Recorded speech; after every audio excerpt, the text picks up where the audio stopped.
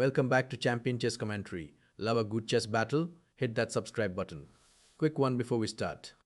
Which famous chess match in 1972 became a symbolic clash of ideologies during the Cold War? Comment your guess. We are diving into an exhilarating battle between Vincent Keymer and Javokhir Sindarov at the 2026 Sinquefield Cup. It's a moment where black seems to be lining up something big. We're joining the game with the tension rising, and one move will soon flip the script.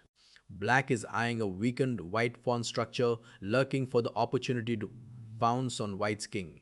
Can white hold the defense, or will black find the breakthrough?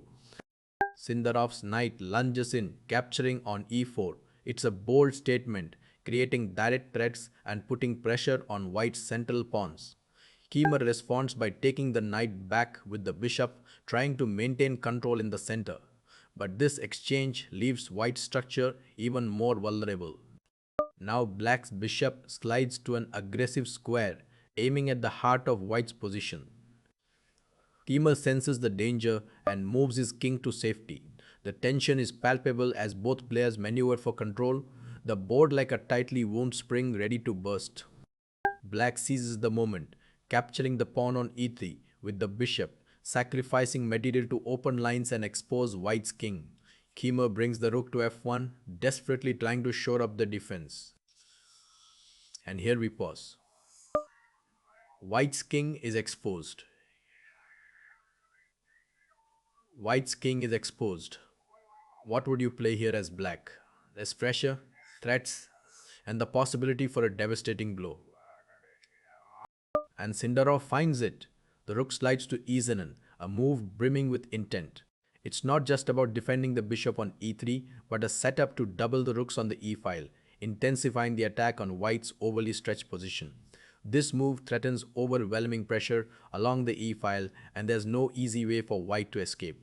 The usual defenses crumble under the weight of black's coordination. This move is a masterstroke, setting the tone for black's imminent victory.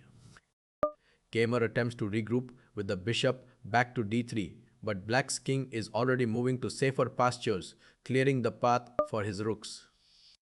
The momentum is now fully with black, each piece harmoniously working together toward the final goal. Vincent tries to create some counterplay by repositioning his rook, but it's too late. Black's bishop deftly returns to d4, cutting off central escape routes and keeping the pressure squarely on white. The game is slipping out of Keymer's grasp. This is a textbook example of how a single, well-timed move can set the stage for a cascade of powerful follow-ups. Sindarov's precision with that rook move shows how crucial it is to maintain coordination and seize your opportunities. In chess, it's not just about what you play, but when you play it.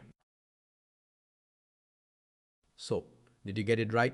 The match between Bobby Fischer and Boris Spassky in Reykjavik, Iceland. Thanks so much for watching, and I'll catch you in the next game.